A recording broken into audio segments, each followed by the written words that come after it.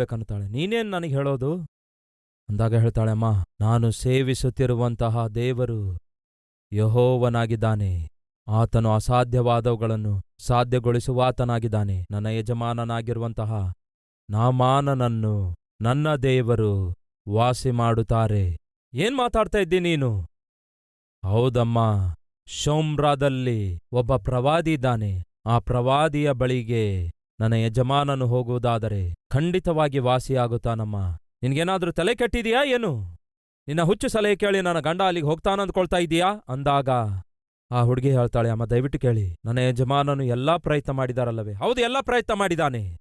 ಎಷ್ಟೋ ಜನ ಡಾಕ್ಟರ್ ಬಳಿಗೆ ಹೋಗಿದ್ದಾನೆ, ಎಲ್ಲಾ ಔಷಧಿಗಳನ್ನು ತಕೊಂಡು ಎಲ್ಲಾ ಔಷಧಿ ಬಳಸಿದಾನೆ. ಅಮ್ಮ, ಹೀಗೆ ಎಲ್ಲಾ ಪ್ರಯತ್ನ ಮಾಡಿದಾರಲ್ಲವೇ? ಇದೊಂದು ಪ್ರಯತ್ನ ಮಾಡ್ಲಿಕ್ಕೆ ಹೇಳಿ, ಶೋಮ್ರಕ್ಕೆ ಹೋಗಲು ಹೇಳ್ರಿ. ಅಲ್ಲಿ ಒಬ್ಬ ಪ್ರವಾದಿ ಇದ್ದಾನೆ, ಅವನು ದೇವದೂತನಂತಿದ್ದಾನೆ. ಅವನು ಹೇಳಿದಂತೆ ಮಾಡುವುದಾದರೆ ನನ್ನ ಯಜಮಾನನಿಗೆ ವಾಸಿಯಾಗುತ್ತೆ. ಅಮ್ಮ, ದಯವಿಟ್ಟು ಈ ಕೆಲಸ ಮಾಡಿ ಅನ್ನುತ್ತಾಳೆ. ನೋಡು, ನಾಮಾನನು ಬಹು ಕೋಪಿಷ್ಠನಾಗಿದ್ದಾನೆ. ಒಂದು ವೇಳೆ ನಾನು ಹೋಗಿ ನೀನು ಕೊಟ್ಟ ಈ ಸಲಹೆ ಏನಾದರೂ ಅವನಿಗೆ ಹೇಳುವುದಾದರೆ ಅವನು ನಂಬೋದಿಲ್ಲ, ಕೇಳೋದಿಲ್ಲ. ಒಂದು ವೇಳೆ ಏನಾದ್ರೂ ಕೇಳಿ ಶೋಮ್ರಕ್ಕೆ ಹೋಗುವುದಾದರೆ, ಹೋದ ನಂತರ ಅಲ್ಲಿ ಅವನಿಗೆ ವಾಸಿ ಆಗದೇ ಇರುವುದಾದ್ರೆ ಏನ್ ಮಾಡ್ತಾನೆ ಗೊತ್ತಾ? ಗೊತ್ತಿಲ್ಲಮ್ಮ ಅಂದಾಗ, ನಿನ್ನನ್ನು ಕೊಂದು ಹಾಕ್ತಾನೆ ಅಂದಳು. ಅವನು ಬಂದ ಕೂಡಲೇ ನಿನ್ನನ್ನು ಸಾಯಿಸಿಬಿಡ್ತಾನೆ, ಅರ್ಥ ಆಗ್ತಿದೀಯಾ ಅಂದಾಗ, ಅಮ್ಮ, ಅವರು ನನ್ನನ್ನು ಕೊಂದು ಹಾಕಲ್ಲ. ಅದೇಗೆ ಹೇಳಬಲ್ಲೆ? ನನ್ನ ದೇವರು ಅವನನ್ನು ವಾಸಿ ಮಾಡುತ್ತಾರೆ. ಇಂಡೈರೆಕ್ಟ್ ಆಗಿ ಆ ಚಿಕ್ಕ ಹುಡುಗಿ ಸವಾಲು ಎಸೆಯುತ್ತಾಳೆ ಪ್ರಿಯರೇ. ಏನೆಂದು? ಸೈನ್ಯಾಧಿಪತಿ ನನ್ನ ಮೇಲೆ ಗೆಲ್ಲುವುದಿಲ್ಲವೆಂದು, ನನ್ನನ್ನು ಏನು ಮಾಡುವುದಿಲ್ಲವೆಂದು. ಯಾಕೆಂದರೆ ಸೈನ್ಯಾಧಿಪತಿಗೂ ನನಗೂ ಮಧ್ಯ ನನ್ನ ದೇವರಾದ ಯೆಹೋವನು ಇದ್ದಾನೆ. ಈ ವಾರ್ತೆಯನ್ನು ಕೊನೆಗೆ ಹೋಗಿ ನಾಮಾನನ ಹೆಂಡತಿ ನಾಮಾನನಿಗೆ ಹೇಳ್ತಾಳೆ, ಅಯ್ಯ, ನಿಮಗೊಂದು ವಿಷಯ ಹೇಳಬೇಕು. ಏನು ಹೇಳು? ಎಲ್ಲಾ ಪ್ರಯತ್ನ ನೀವು ಮಾಡಿದಾಗಿಯೂ ಕುಷ್ಠರೋಗ ಮಾತ್ರ ನಿಮ್ಮನ್ನು ಬಿಟ್ಟು ಹೋಗ್ಲಿಲ್ಲ. ಆದರೆ ನೀವು ಬಂಧಿಸಿ ಒಂದು ಹುಡುಗಿಯನ್ನು ಕರೆತಂದಿದ್ದೀರಲ್ಲವೇ? ಅವಳು ಒಂದು ಸಲಹೆಯನ್ನು ಕೊಟ್ಟಿದ್ದಾಳಯ್ಯ. ನಾನು ಬಂಧಿಸಿ ಕರೆತಂದಿರುವ ಹುಡುಗಿ ನಿನಗೆ ಸಲಹೆ ಕೊಡುವುದೇನು? ಬುದ್ಧಿ ಇದೆಯಾ? ಏನ್ ಮಾತಾಡ್ತಾ ಇದ್ದೀ? ಅಯ್ಯೋ, ಸ್ವಲ್ಪ ಕೋಪ ತಂದುಕೊಳ್ಳದೆ ನನ್ನ ಮಾತು ಕೇಳ್ರಿ. ಆಯ್ತು, ಏನು ಹೇಳು? ಶೋಮ್ರದಲ್ಲಿ ಒಬ್ಬ ಪ್ರವಾದಿ ಇದ್ದಾನಂತೆ. ಆ ಪ್ರವಾದಿ ಬಳಿಗೆ ನೀವು ಹೋದ್ರೆ ಖಂಡಿತವಾಗಿ ನಿಮಗೆ ವಾಸಿ ಆಗ್ತದಂತೆ. ಅವಳ ಮಾತೇನು ನೀನು ನಂಬೋದು? ಅವಳು ನಮ್ಮ ಮನೆಗೆ ಬಂದಾಗ್ಲಿಂದ ನೋಡ್ತಿದ್ದೇನೆ ರೀ. ಆಕೆ ಮಾಡುವ ಪ್ರತಿ ಕೆಲಸದಲ್ಲಿ ಪ್ರತ್ಯೇಕತೆ ಇದೆ. ಆಕೆಯ ಪ್ರವರ್ತನೆಯಲ್ಲಿ ಪ್ರತ್ಯೇಕತೆ ಇದೆ. ಆಕೆ ಮಾತಾಡುವಾಗ ಆಕೆ ಮಾತಿನಲ್ಲಿ ನನಗೆ ಎಲ್ಲಿಲ್ಲದ ನಂಬಿಕೆ ಉಂಟಾಯ್ತ್ರಿ. ಎಲ್ಲಾ ಪ್ರಯತ್ನ ಮಾಡಿದಿರಲ್ಲವೇ? ಒಂದು ಸಾರಿ ಆ ಯೆಹೋವ ದೇವರನ್ನು ಪ್ರಯತ್ನ ಮಾಡಿ ನೋಡಿ.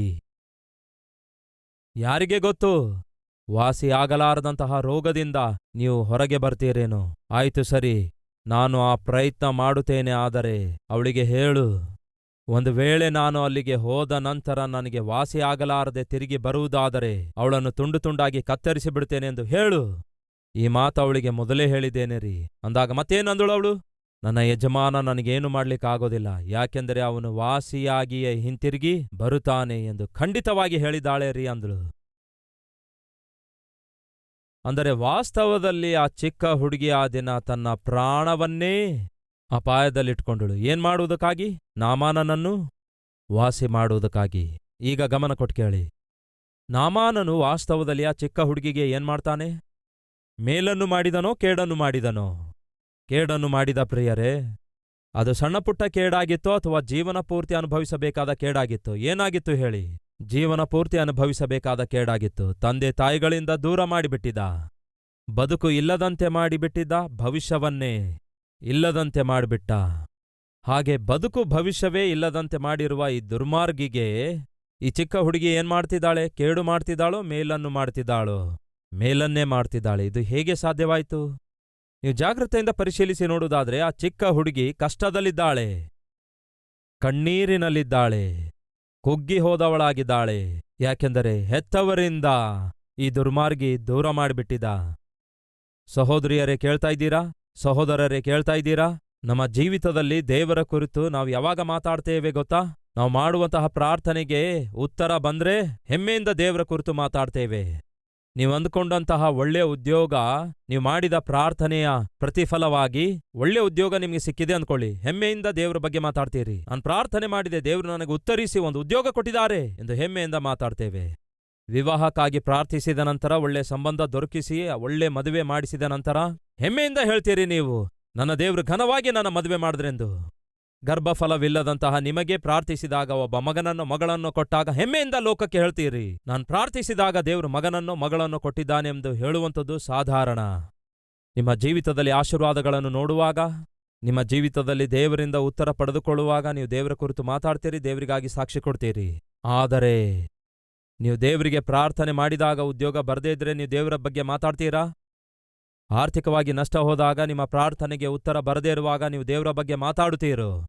ನೀವು ಆರೋಗ್ಯ ಹೊಂದದೇ ಇರುವಾಗ, ಸ್ವಸ್ಥತೆ ಹೊಂದದೇ ಇರುವಾಗ ನೀವು ದೇವರ ಬಗ್ಗೆ ಮಾತಾಡುತ್ತೀರೋ? ದಯವಿಟ್ಟು ಕೇಳಿ, ನಿಜವಾಗಿರುವಂತಹ ಆತ್ಮಿಕರು ಯಾರು ಗೊತ್ತಾ? ಆಶೀರ್ವಾದಗಳನ್ನು ಹೊಂದಿಕೊಂಡಾಗ, ಜಯಗಳನ್ನು ಹೊಂದಿಕೊಂಡಾಗ ಆಹಾ ಓಹೋ ಎಂದು ಹೆಮ್ಮೆಯಿಂದ ದೇವರ ಬಗ್ಗೆ ಮಾತಾಡುವಂಥವರಲ್ಲ. ಕಷ್ಟಗಳನ್ನು ಹಾದು ಹೋಗುವಾಗ, ಶ್ರಮೆಗಳನ್ನು ಹಾದು ಹೋಗುವಾಗ, ಪರೀಕ್ಷೆಗಳನ್ನು ಹಾದು ಹೋಗುವಾಗ, ಅನಾರೋಗ್ಯ ಹಾದು ಹೋಗುವಾಗ, ಆರ್ಥಿಕ ತೊಂದರೆಗಳನ್ನು ಹಾದು ಹೋಗುವಾಗ ತಾವು ನಂಬಿರುವ ದೇವರ ಕುರಿತು ದೊಡ್ಡದಾಗಿ ಮಾತಾಡಿಕೊಳ್ಳುವಂಥವರೇ ನಿಜವಾಗಿರುವಂತಹ ಆತ್ಮಿಕರಾಗಿದ್ದಾರೆ. ಆ ಚಿಕ್ಕ ಹುಡುಗಿ ಯಾವಾಗ ದೇವರ ಕುರಿತು ಮಾತಾಡ್ತಾಳೆ ಗೊತ್ತಾ ಪ್ರಿಯರೇ? ಆಕೆ ಕಷ್ಟ ಹಾದು ಹೋಗುವಾಗ ದೇವರ ಕುರಿತು ಮಾತಾಡುತ್ತಾಳೆ. ಆಕೆ ಬಾಧೆ ಹಾದು ಹೋಗುವಾಗ ದೇವರ ಕುರಿತು ಮಾತಾಡ್ತಾಳೆ. ತಾನು ದಿಕ್ಕಿಲ್ಲದ ಪರಿಸ್ಥಿತಿ ಹಾದು ಹೋಗುತ್ತಿರುವಾಗ ಆಕೆ ದೇವರ ಕುರಿತು ಮಾತಾಡುತ್ತಾಳೆ. ಮತ್ತೊಮ್ಮೆ ಹೇಳ್ತೇನೆ ಕೇಳಿ, ನಿಮ್ಮ ಕಷ್ಟಗಳು, ನಿಮ್ಮ ಬಾಧೆಗಳು, ನಿಮ್ಮ ಇಕ್ಕಟ್ಟು ಬಿಕ್ಕಟ್ಟುಗಳು, ನಿಮ್ಮ ವ್ಯಾಧಿ ಬಾಧೆಗಳು ನೀವು ದೇವರಿಗೆ ಸಾಕ್ಷಿಯಾಗಿ ಜೀವಿಸುವುದಕ್ಕೋಸ್ಕರ ಅಡೆತಡೆಯಾಗಿ ಎಂದಿಗೂ ಬರಬಾರದು. ಅದು ನಿಜವಾದಂತಹ ಆತ್ಮಿಕತೆಯಾಗಿದೆ. ನಾಮಾನನು ಕೊನೆಗೆ ಶೋಮ್ರಕ್ಕೆ ಹೋಗುತ್ತಾನೆ. ಅಲ್ಲಿ ಎಲೀಷಾ ಎನ್ನುವಂತಹ ಒಬ್ಬ ಪ್ರವಾದಿ ಇರುತ್ತಾನೆ. ರಥದಿಂದ ಕೆಳಗಿಳಿಯುತ್ತಾನೆ. ಇಳಿದು ತನ್ನ ಸೆಕ್ರೆಟರಿಯನ್ನು ಕಳಿಸಿಕೊಡ್ತಾನೆ. ಸೇವಕನನ್ನು ಅವನ ಬಳಿಗೆ ಕಳಿಸುತ್ತಾನೆ. ಅವನು ಹೋಗಿ ಹೇಳುತ್ತಾನೆ, ಸಿರಿಯಾ ದೇಶದ ಸೈನ್ಯಾಧಿಪತಿಯಾಗಿರುವ ನಾಮಾನ ಎಂಬುವರು ಬಂದಿದ್ದಾರೆ. ಬ್ರಾಕೆಟ್ನಲ್ಲಿ ಕುಷ್ಠರೋಗಿ. ಅಷ್ಟೇ ಅಲ್ಲವೋ? ಗೆಹಜಿ ಹೋಗಿ, ಅಯ್ಯಾ, ಸಿರಿಯಾ ದೇಶದ ಸೈನ್ಯಾಧಿಪತಿ ಅವರು ಬಂದಿದ್ದಾರೆ, ನಿಮಗೆ ಭೇಟಿಯಾಗಬೇಕಂದುಕೊಳ್ತಿದ್ದಾರೆ. ಆಗಲೇ ದೇವರು ಎಲೀಷನಿಗೆ ಹೇಳಿದ್ರು, ನಾಮಾನನಿಗಿರುವ ನಿಜವಾದ ರೋಗ ಯಾವುದು ಗೊತ್ತಾ? ಗರ್ವ ಆಗಿತ್ತು. ವಿಪರೀತವಾದ ಗರ್ವ, ಮೈತುಂಬ ಗರ್ವ. ಹಾಗಾಗಿ ನೀನು ಹೋಗಿ ಪ್ರಾರ್ಥಿಸುವ ಅಗತ್ಯವಿಲ್ಲ. ಸಹೋದರ ಸಹೋದರಿಯರೇ, ಕೇಳ್ತಿದ್ದೀರಾ? ವಾಸ್ತವದಲ್ಲಿ ನಾಮಾನನಿಗಿರುವ ರೋಗ ಕುಷ್ಠರೋಗ ಅಲ್ಲ. ಅದಕ್ಕಿಂತ ಮುಂಚೆ ಇರುವ ರೋಗ ಯಾವುದು? ಗರ್ವ. ದೇವರು ನಾಮಾನನಿಗೆ ಜಯ ಒದಗಿಸಿಕೊಟ್ರೆ ನಾಮಾನ ಏನಂದ್ಕೊಂಡ? ನನ್ನ ಶಕ್ತಿ, ನನ್ನ ಬಲ ಅಂದ್ಕೊಂಡು ಗರ್ವಪಟ್ಟ. ಈಗ ದೇವ್ರೇನ್ ಮಾಡ್ತಿದ್ದಾರೆ? ಆ ಗರ್ವವನ್ನು ಅಡಗಿಸಿಬಿಡ್ತಿದ್ದಾರೆ. ಈ ದಿನ ನಿಮಗಿರುವಂತಹ ಸಮಸ್ಯೆಗೆ ಕಾರಣ ಬಹುಶಃ ನಿಮ್ಮ ಗರ್ವವೇ ಆಗಿದೆಯೇನೋ. ಈ ದಿನ ನಿಮಗಿರುವ ಉದ್ಯೋಗವನ್ನು ನೀವು ಕಳೆದುಕೊಳ್ಳುವುದಕ್ಕಾಗಿ, ಇಲ್ಲವೇ ನಿಮಗಿರುವ ಬಂಧುಗಳನ್ನು ನೀವು ದೂರ ಮಾಡಿಕೊಳ್ಳುವುದಕ್ಕಾಗಿ, ನಿಮ್ಮ ಸ್ನೇಹಿತರು ನಿಮ್ಮನ್ನು ಬಿಟ್ಟು ಬಿಡುವುದಕ್ಕಾಗಿ, ಇಲ್ಲವೇ ಹೆತ್ತ ಸ್ವಂತ ತಂದೆ ತಾಯಿಗಳು ನಿಮ್ಮಿಂದ ದೂರ ಇರುವುದಕ್ಕಾಗಿ ಕಾರಣ ನಿಮ್ಮ ಗರ್ವ ಆಗಿದೆಯೇನೋ, ನಿಮ್ಮ ಅಹಂಕಾರ ಆಗಿದೆಯೇನೋ, ನಿಮ್ಮ ಕೋಪ ಆವೇಶ ಆಗಿದೆಯೇನೋ. ಈ ದಿನ ಅದೇ ನಿಮಗೆ ಒಬ್ಬಂಟಿಗರನಾಗಿ ಮಾಡಿದೆಯೇನೋ. ತೀರದಂತಹ ಬಾಧೆ, ರೋಗ ನಿಮ್ಮನ್ನು ಆವರಿಸಿದೆಯೇನೋ. ಒಮ್ಮೆ ಆಲೋಚಿಸಿದ್ರೆ ಒಳ್ಳೆಯದು. ನಾಮಾನನ ಬಳಿಗೆ ಎಲೀಷ ಬರಲಾರ್ದೆ ಒಂದು ಮಾತನ್ನು ಹೇಳಿ ಕಳಿಸುತ್ತಾನೆ. ಅದೇನೆಂದರೆ, ನೀನು ಹೋಗಿ ಯೋರ್ದಾನ್ ಹೊಳೆಯಲ್ಲಿ 7 ಸಾರಿ ಮುಳುಗು, ಖಂಡಿತವಾಗಿ ವಾಸಿಯಾಗುತ್ತಿ ಎಂದು ಪ್ರವಾದಿ ಅವರು ಹೇಳಿದ್ದಾರೆ ಎಂದು ಗೆಹಜಿ ಬಂದು ತಿಳಿಸುತ್ತಾನೆ. ನಾಮಾನನಿಗೆ ಸಿಟ್ಟು ಬರುತ್ತೆ ಪ್ರಿಯರೇ. ಸಿಟ್ಟಿನಿಂದ ತೂಗಾಡಿದ. ಏನಂದ್ಕೊಳ್ತಿದ್ದಾನೆ ನಿನ್ನ ಪ್ರವಾದಿ? ಸೈನ್ಯಾಧಿಪತಿಯಾಗಿ ನಾನೇ ಬಂದು ಅವನ ಮುಂದೆ ನಿಂತ್ಕೊಂಡಿರುವಾಗ ಅವನು ಹೊರಗೆ ಬಂದು ನನಗೋಸ್ಕರ ಪ್ರಾರ್ಥನೆ ಮಾಡಿ ರೋಗ ಇರುವ ಸ್ಥಳಗಳಲ್ಲೆಲ್ಲ ಕೈ ಒರೆಸುತ್ತಾನೆ ಅಂದ್ಕೊಂಡ್ರೆ ಕನಿಷ್ಠ ನನ್ನ ಮುಖ ನೋಡೋದಿಲ್ಲವೋ? ಏನಂದ್ಕೊಳ್ತಿದ್ದಾನೆ? ಏನಂದ್ಕೊಳ್ತಾನೆ? ಕುಷ್ಠರೋಗಿ ಅಷ್ಟೇ. ಏನು ನಮ್ಮ ದೇಶಗಳಲ್ಲಿ ನದಿಗಳಿಲ್ಲವೋ? ಅಲ್ಲಿಗೆ ಹೋಗಿ ನಾನು ಮುಳುಗುವುದಿಲ್ಲವೋ? ಯೋರ್ದಾನ್ ನದಿಗೆ ಹೋಗಿ ಮುಳುಗಬೇಕೋ? ಆವೇಶಕ್ಕೊಳಗಾಗುತ್ತಾ ರಥ ಹತ್ತಿ, ನಡ್ರಿ ಹಿಂತಿರುಗಿ ಹೋಗೋಣ, ಅವಳಿಗೆ ಒಂದು ಗತಿ ಕಾಣಿಸುತ್ತೇನೆ. ಯಾರಿಗೆ ಗತಿ ಕಾಣಿಸ್ತಾನೆ? ಆ ಹುಡುಗಿಗೆ. ಅದು ಸಂಗತಿ. ಆ ರೀತಿ ಆವೇಶಕ್ಕೊಳಗಾಗಿ ರಥ ಹತ್ತಿದಾಗ ಆ ನಾಮಾನನ ಪಕ್ಕದಲ್ಲಿ ಒಬ್ಬ ದಾಸನಿದ್ನು, ಒಬ್ಬ ಸೇವಕನಿದ್ನು. ಅವನು ಹೇಳ್ತಾನೆ, ಅಯ್ಯ ಸ್ವಲ್ಪ ಇರಿ, 1 ನಿಮಿಷ ಇರಿ, ನನ್ ಮಾತು ಕೇಳ್ರಿ. ಏನು ನೀನ್ ಮಾತು ಕೇಳೋದು? ಆ ಸೇವಕ ಕೂಡ ಮನಸ್ಸಲ್ಲಿ ಅಂದ್ಕೊಂಡಿರ್ತಾನೆ, ಈ ಅಹಂಕಾರವೇ ನಿನಗೆ ಈ ಸ್ಥಿತಿಗೆ ತಂದಿತೆಂದು. ಹೌದಲ್ಲವೋ? ಈ ಅಹಂಕಾರವೇ, ಈ ಕೋಪವೇ ಅಲ್ಲವೋ? ಆ ದಾಸನು ಹೇಳ್ತಾನೆ, ಅಯ್ಯ, ನಿಮ್ಗೇನಾದ್ರೂ ಒಂದು ಘನವಾದ ಕಾರ್ಯ, ದೊಡ್ಡ ಕಾರ್ಯ ಮಾಡೆಂದು ಹೇಳಿದ್ರೆ ನೀವು ಮಾಡ್ತಾ ಇದ್ದೀರಲ್ಲವೋ? ಹೌದು, ಮಾಡ್ತಾ ಇದ್ದೆ. ಆತನು ನಿಮಗೇನೋ ದೊಡ್ಡ ಕಾರ್ಯ, ಘನವಾದ ಕಾರ್ಯ ಮಾಡ್ಲಿಕ್ಕೆ ಹೇಳಲಿಲ್ಲ. ಮಾಡೆಂದು ಹೇಳಿದ್ದೆಲ್ಲ ಯೊರ್ದಾನ್ ನದಿಗೆ ಹೋಗಿ 7 ಸಾರಿ ಮುಳುಗಂದಿದ್ದಾನೆ. ಅದೇನೂ ಅಷ್ಟು ಕಷ್ಟ ಇಲ್ವಲ್ಲ? ಅಯ್ಯ, ನೀವು ಸೈನ್ಯಾಧಿಪತಿಯಾಗಿದ್ದೀರಿ, ವಾಸಿಯಾಗದ ರೋಗದಿಂದ ಬಳಲುತ್ತಾ ಇದ್ದೀರಿ. ನಿಮ್ಮನ್ನು ನೋಡುವಾಗ ನಮ್ಮೆಲ್ಲರಿಗೂ ಬಹಳ ದುಃಖ ಅನಿಸುತ್ತದೆ. ದಯವಿಟ್ಟು ಎಲ್ಲಾ ಪ್ರಯತ್ನ ಮಾಡಿದ್ದೀರಿ, ಆ ಎಲ್ಲಾ ಪ್ರಯತ್ನಗಳಲ್ಲಿ ಯಾವುದೊಂದು ಸಫಲವಾಗಲಿಲ್ಲ. ಈ ಒಂದು ಪ್ರಯತ್ನ ನಾವು ಮಾಡಿ ಹೋಗೋಣ, ನಾವೆಲ್ಲರೂ ನಿಮ್ಮೊಂದಿಗಿದ್ದೇವೆ. ಆ ಪ್ರವಾದಿ ಹೇಳಿದಂತೆಯೇ ಅವನ ಮಾತನ್ನು ಕೇಳಿ ಆ ಯೊರ್ದಾನ್ ಹೊಳೆಯಲ್ಲಿ 7 ಸಾರಿ ಮುಳುಗಿದರೆ ಯಾರಿಗೆ ಗೊತ್ತು, ನಿಮಗೆ ವಾಸಿ ಆಗ್ತದೇನೋ. ದಯವಿಟ್ಟು ಅರ್ಥ ಮಾಡಿಕೊಳ್ಳಿ ಎಂದು ಒಬ್ಬ ದಾಸನು ಬೇಡಿಕೊಳ್ಳುತ್ತಾನೆ. ಅಷ್ಟೇ ಅನ್ನುತ್ತೀಯಾ? ಹೌದಯ್ಯ, ನಿಮಗೂ ನಮಸ್ಕಾರ ಮಾಡ್ತೇನೆ, ದಯವಿಟ್ಟು ಪ್ರಯತ್ನ ಮಾಡಿ ನೋಡೋಣ. ಆಯ್ತು, ನಡಿ ಹೋಗೋಣ ಎಂದು ಹೇಳಿ ಹೋಗ್ತಾನೆ. ಪ್ರಿಯರೇ, 1 ಸಾರಿ ಮುಳುಗೆದ್ದೇಳ್ತಾನೆ, ತನ್ನ ಕೈಗಳನ್ನು ನೋಡ್ತಾನೆ, ಏನೂ ವಾಸಿಯಾಗ್ಲಿಲ್ಲ. ಆಗ ಅವನಿಗೆ ಯಾರು ನೆನಪಾದ್ರು? 2ನೇ ಸಾರಿ ಮುಳುಗೆದ್ದೇಳ್ತಾನೆ, ಕೈ ನೋಡ್ಕೊಳ್ತಾನೆ, ಏನೂ ಆಗಲ್ಲ. 3ನೇ ಸಾರಿ ಮುಳುಗೆದ್ದೇಳ್ತಾನೆ, 4ನೇ ಸಾರಿ ಮುಳುಗೆದ್ದೇಳ್ತಾನೆ, 5ನೇ ಸಾರಿ ಮುಳುಗೆದ್ದೇಳ್ತಾನೆ, 6ನೇ ಸಾರಿ ಮುಳುಗಿ ಎದ್ದು ತನ್ನ ಕೈ ನೋಡ್ಕೊಳ್ತಾನೆ. BP ಹೆಚ್ಚಾಗ್ತಾ ಇತ್ತು, ಕೋಪ ಅವನಿಗೆ ಹೆಚ್ಚಾಗ್ತಿತ್ತು. ಅಯ್ಯೋ, ಕೆಲ್ಸಕ್ಕೆ ಬಾರದವಳೆ, ನನ್ನನ್ನು ಕಂಡ ಕಡೆಯಲ್ಲೆಲ್ಲ ಮುಳುಗಿಸುತ್ತಾ ಇದ್ದೀಯಲ್ಲವೇ ಎಂದು ಹೀಗೆ ಅವನು ತನ್ನ ಮನಸ್ಸಲ್ಲಿ ಆ ಹುಡುಗಿಯನ್ನು ಬೈಕೊಂಡಿರ್ತಾನೆ. 7ನೇ ಸಾರಿ ಮುಳುಗುತ್ತಾನೆ. 7ನೇ ಸಾರಿ ಹೊರಗೆ ಬಂದು ತನ್ನ ಕೈಯನ್ನು ನೋಡಿಕೊಳ್ತಾನೆ. ಪೂರ್ತಿಯಾಗಿ ಬೈಬಲಲ್ಲಿ ಅದರ ಬಗ್ಗೆ ಏನ್ ಹೇಳುತ್ತೆ ಎಂದು ನೋಡೋಣ ಬನ್ನಿ. 2ನೇ ಅರಸುಗಳು 5ನೇ ಅಧ್ಯಾಯ 14ನೇ ವಚನ. ಅವನು ದೇವರ ಮನುಷ್ಯನ ಮಾತಿನ ಮೇರೆಗೆ ಯೊರ್ದಾನಿಗೆ ಹೋಗಿ 7 ಸಾರಿ ಅದರಲ್ಲಿ ಮುಳುಗಿ ಎದ್ದನು. ಕೂಡಲೇ ಅವನ ದೇಹವು ಹಸುಕೂಸಿನ ದೇಹದಂತೆ ಆಗಿ ಅವನು ಶುದ್ಧನಾದನು. ಹಸುಕೂಸಿಗೆ ಎಷ್ಟು ಒಳ್ಳೆ ಕೈಗಳಿರುತ್ತವೆಯೋ, ಎಷ್ಟು ಒಳ್ಳೆ ಕಾಲುಗಳಿರುತ್ತವೆಯೋ, ಎಷ್ಟು ಒಳ್ಳೆಯ ಶರೀರ ಇರುತ್ತದೆಯೋ, ಹಾಗೆ ದೇವರು ನಾಮಾನನ ಶರೀರವನ್ನೆಲ್ಲ ಹಸುಕೂಸಿನ ಶರೀರದಂತೆ ಮಾರ್ಪಡಿಸಿದರು. ಪ್ರಿಯರೇ, ನಾನು ಪ್ರಕಟಿಸುವಂತಹ ದೇವರು ಅಸಾಧ್ಯವಾದವುಗಳನ್ನು ಸಾಧ್ಯಗೊಳಿಸುವಾತನಾಗಿದ್ದಾನೆ. ಈಗ ನೀವು ಬಹು ಜಾಗರೂಕತೆಯಿಂದ ಗಮನಿಸಿ ಕೇಳಬೇಕಾದದೇನೆಂದರೆ, ಆ ನಾಮಾನನು ಈಗ ಸಂಪೂರ್ಣವಾಗಿ ಸ್ವಸ್ಥತೆಯನ್ನು ಹೊಂದಿದ್ದಾನೆ. ಅದಕ್ಕೆ ಕಾರಣ ಗೊತ್ತಾ? ಘನಕಾರ್ಯ ಏನು ಮಾಡಲಿಲ್ಲ, ದೇವರು ಹೇಳಿದ್ದನ್ನು ಅಷ್ಟೇ ಮಾಡಿದ. ಸಹೋದರ ಸಹೋದರಿಯರೇ, ಕೇಳ್ತಾ ಇದ್ದೀರಾ? ಈ ದಿನ ನಿಮ್ಮ ಜೀವಿತದಲ್ಲಿಯೂ ಸಮಸ್ಯೆಗಳಿವೆಯಾ? ಕಷ್ಟಗಳಿವೆಯಾ? ಕಣ್ಣೀರಿನ ಕಣಿವೆ ಹಾದು ಹೋಗ್ತಾ ಇದ್ದೀರಾ? ಅನೇಕ ಕಷ್ಟ ಹಾದು ಹೋಗ್ತಾ ಇದ್ದೀರಾ? ಹಾಗಾದರೆ ಇವೆಲ್ಲವುಗಳಿಗೆ ಉತ್ತರ ಏನಾಗಿದೆ?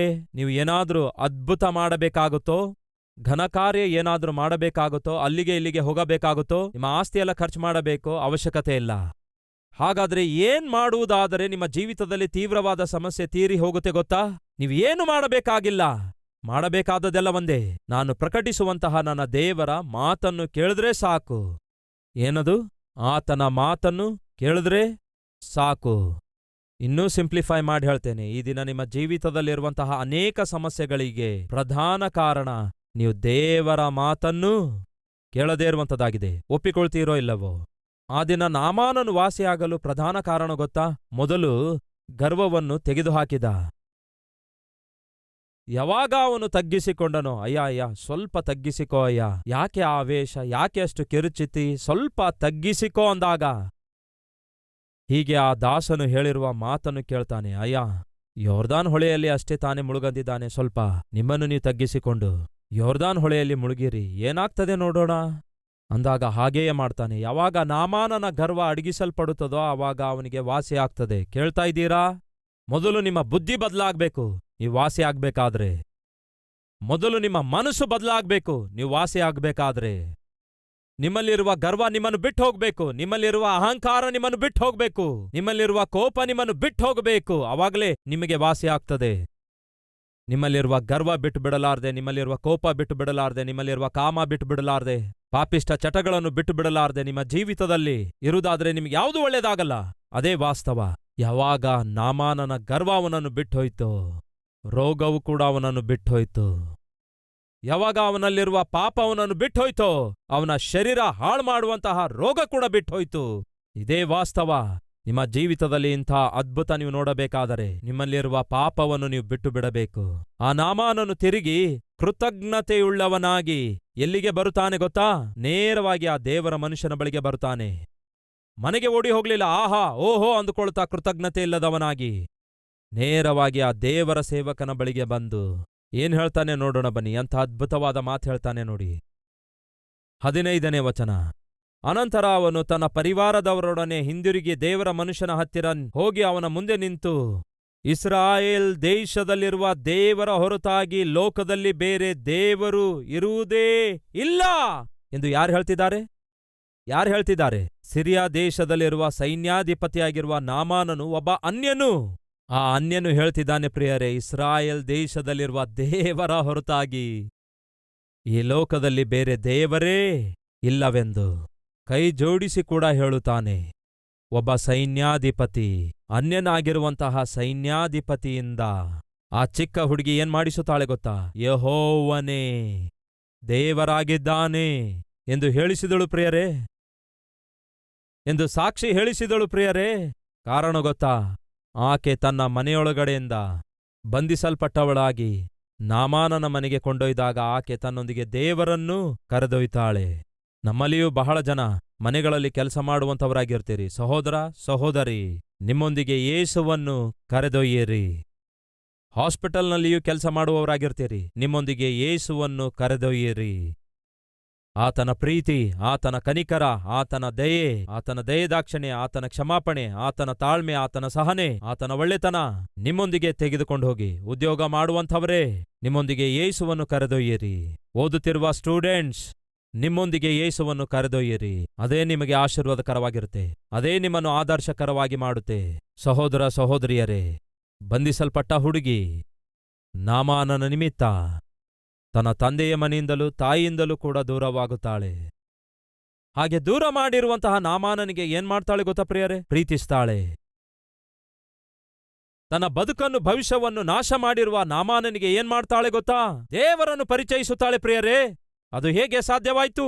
ಆಕೆಯ ಹೃದಯದೊಳಗಿರುವಂತಹ ದೇವರ ಪ್ರೀತಿಯಿಂದ ಸಾಧ್ಯವಾಯಿತು. ಆ ಚಿಕ್ಕ ಹುಡುಗಿಗೆ ಒಂದು ಸತ್ಯ ಗೊತ್ತಿತ್ತು. ಏನದು? ನಾನು ಸೇವಿಸುವಂತಹ ದೇವರು ನಾಮಾನನಿಗೆ ವಾಸಿ ಮಾಡಬಲ್ಲನೆಂದು. ಆ ಸತ್ಯ ತನ್ನೊಳಗೆ ಮುಚ್ಚಿಟ್ಕೊಳ್ಳಲಿಕ್ಕಾಗ್ಲಿಲ್ಲ. ಈ ದಿನ ನಮ್ಮಲ್ಲಿಯೂ ಪ್ರತಿಯೊಬ್ಬರಿಗೂ ಗೊತ್ತು. ಈ ಭೂಮಿಯ ಮೇಲೆ ಪಾಪಿಷ್ಠ ಮನುಷ್ಯನಿಗೆ ಪರಿಶುದ್ಧನಾಗಿ ಮಾರ್ಪಡಿಸಬಲ್ಲಂತಹ ದೇವರು ಇದ್ದಾರೆ. ಆತನ ಹೆಸರೇ ಕರ್ತನಾದ ಯೇಸು ಕ್ರಿಸ್ತನು ಎಂದು ನಂಬುವವರು ಕೈ ತೋರಿಸ್ತೀರಾ? ಹಾಗಾದ್ರೆ ಈ ಸತ್ಯ ನಿಮ್ಮ ಹೃದಯದಲ್ಲೇ ಮುಚ್ಚಿಟ್ಟುಕೊಳ್ಳುತ್ತೀರೋ, ಇಲ್ಲವೇ ಆ ಸತ್ಯವನ್ನು ಕ್ರಿಯೆಯಲ್ಲಿಡುತ್ತೀರೋ? ಆ ಚಿಕ್ಕ ಹುಡುಗಿಗೆ ಗೊತ್ತಿತ್ತು ಈ ನಾಮಾನನಿಗೆ ವಾಸಿ ಮಾಡಬಲ್ಲಂತಹ ದೇವರಿದ್ದಾರೆಂದು. ಆ ಸತ್ಯವನ್ನು ಆ ಹುಡುಗಿ ಮುಚ್ಚಿಟ್ಟುಕೊಳ್ಳಲಿಲ್ಲ. ಮತ್ತೇನ್ ಮಾಡುತ್ತಾಳೆ? ಆ ಸತ್ಯವನ್ನು ತಿಳಿಸುತ್ತಾಳೆ.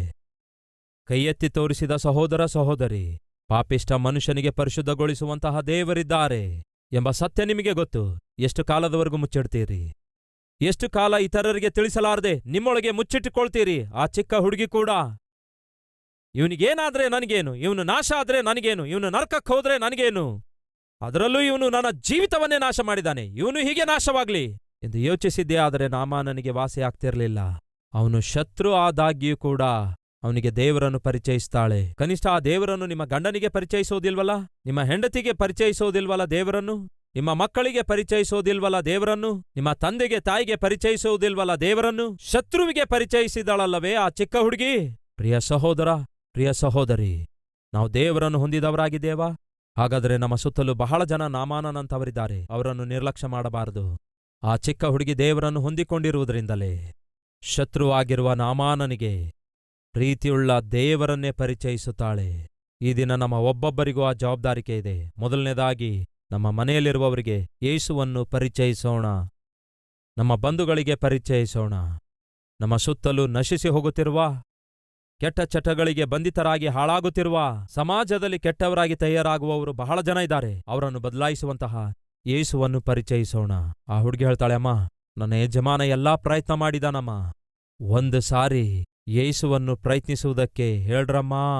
ನನ್ನ ಯೇಸು ನನ್ನ ಯಜಮಾನನಿಗೆ ವಾಸಿ ಮಾಡ್ತಾರೆ ಅನ್ನುತ್ತಾಳೆ. ಸಹೋದರ ಸಹೋದರಿ, ಈ ಒಂದೇ ಒಂದು ಮಾತು ನಿಮ್ಮ ಸ್ನೇಹಿತರಿಗೂ ಬಂಧುಗಳಿಗೂ ಹೇಳಿದ್ರೆ ಎಷ್ಟು ಚೆನ್ನಾಗಿರುತ್ತೆ. ಎಲ್ಲಾ ಪ್ರಯತ್ನ ಮಾಡಿದ್ದೀರಿ, ಒಂದು ಸಾರಿ ಯೇಸುವನ್ನು ಪ್ರಯತ್ನಿಸಿ ನೋಡಿ, ಅದ್ಭುತ ಕಾಣುತ್ತೀರಿ ಎಂದು ಹೇಳುವುದು ಕಷ್ಟ ಅನ್ನುತ್ತೀರಾ?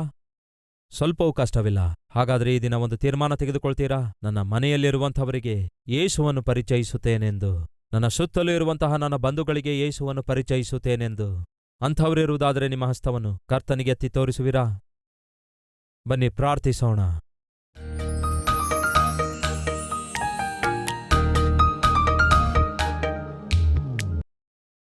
ಮಹಾಪರಿಶುದ್ಧನಾದ ಪ್ರೀತಿಯುಳ್ಳ ತಂದೆ, ಬಹುಶ್ರೇಷ್ಠವಾದ ಸಂದೇಶದೊಂದಿಗೆ ನಮ್ಮನ್ನು ಸಂಧಿಸಿದಕ್ಕಾಗಿ ವಂದನೆಗಳು. ಒಂದು ಕಡೆ ಪಾಪವು ಅಪವಿತ್ರಗೊಳಿಸುತ್ತದೆ, ಪಾಪವು ಆರೋಗ್ಯವನ್ನು ಹಾಳುಮಾಡುತ್ತದೆ, ಪಾಪವು ಆಪ್ತರನ್ನೆಲ್ಲ ದೂರ ಮಾಡುತ್ತೆ, ಪಾಪವು ಅಂತ್ಯಗೊಳಿಸುತ್ತದೆ ಎಂಬ ಈ ವಾಸ್ತವ ಗುರುತಿಸಿದ ಆ ಚಿಕ್ಕ ಹುಡುಗಿ ಸವಾಲಿನಿಂದ ಕೂಡಿರುವ ತೀರ್ಮಾನ ತೆಗೆದುಕೊಳ್ತಾಳೆ. ಯೆಹೋವನನ್ನು, ಗರ್ವಿಷ್ಠನಾಗಿರುವಂತಹ ದುರ್ಮಾರ್ಗಿಯಾಗಿರುವಂತಹ ನಾಮಾನನಿಗೆ ಪರಿಚಯಿಸಬೇಕೆನ್ನುವುದು. ಕೊನೆಗೆ ಅವಳೇ ಗೆಲ್ಲುತ್ತಾಳೆ. ಆ ಮಗಳನ್ನು ನೀನೇ ಗೆಲ್ಲಿಸಿದೆ. ಯಾಕೆಂದ್ರೆ ಆ ಚಿಕ್ಕ ಹುಡುಗಿ ಆತ್ಮಿಕ ಕುಟುಂಬದಲ್ಲಿ ಹುಟ್ಟಿ ಬೆಳೆದವಳಾಗಿದ್ದಳು. ಪ್ರತಿ ತಂದೆ, ಪ್ರತಿ ತಾಯಿ ತಮ್ಮ ಮನೆಯಲ್ಲಿ ನಿಮ್ಮನ್ನು ಹೊಂದಿಕೊಂಡಿರಬೇಕು, ತಮ್ಮ ಮಕ್ಕಳನ್ನು ವಾಕ್ಯಾನುಸಾರವಾಗಿ ಬೆಳೆಸಬೇಕು. ಅವರು ಎಲ್ಲಿಗೆ ಹೋದ್ರೂ ಕೂಡ ನಿಮ್ಮನ್ನು ತನ್ನ ಜೊತೆಗೆ ಕರೆದೊಯ್ಯುವ ಅದ್ಭುತವಾದ ಆತ್ಮಿಕ ಮಕ್ಕಳಾಗಿ ಅವರು ಬೆಳೆಯಬೇಕು. ಅಂತಹ ಆತ್ಮಿಕತೆ ಪ್ರತಿ ತಂದೆಗೆ, ತಾಯಿಗೆ ಅನುಗ್ರಹಿಸಿರಿ. ಮಕ್ಕಳು ದೇವರೇ, ಅವರು ಸ್ಕೂಲ್ಗೆ ಹೋಗಬೇಕಾದ್ರೂ, ಕಾಲೇಜ್ಗೆ ಹೋಗಬೇಕಾದ್ರೂ, ಇಲ್ಲವೇ ಉದ್ಯೋಗಕ್ಕಾಗಿ ಇತರ ಪ್ರಾಂತ್ಯಕ್ಕೆ, ಇತರ ದೇಶಕ್ಕೆ ಹೋಗಬೇಕಾದರೂ ನಿಮ್ಮನ್ನು ಕರೆದೊಯ್ಯುವಂತಹ ಅದ್ಭುತವಾದ ಆತ್ಮಿಕ ಜೀವಿತ ಮಕ್ಕಳಿಗೆ ಕಲಿಸುವಂತಹ ಜೀವಿತ ನಮಗೆ ಅನುಗ್ರಹಿಸಿರಿ. ಆ ಚಿಕ್ಕ ಹುಡುಗಿಯ ಹಾಗೆ ನಮ್ಮ ಸುತ್ತಲೂ ನಾಮಾನನಂಥವರಿದ್ದಾರೆ. ಆ ನಾಮಾನನಂಥವರಿಗೆ ನಿಮ್ಮನ್ನು ಪರಿಚಯಿಸುವಂತಹ ಮಹಾಕೃಪೆ ನಮ್ಮೆಲ್ಲರಿಗೂ ದಯಪಾಲಿಸಿರಿ ಎಂದು ಯೇಸುವಿನ ನಾಮದಲ್ಲಿ ಬೇಡಿ ಹೊಂದಿದ್ದೇವೆ ತಂದೆ, ಆಮೇನ್.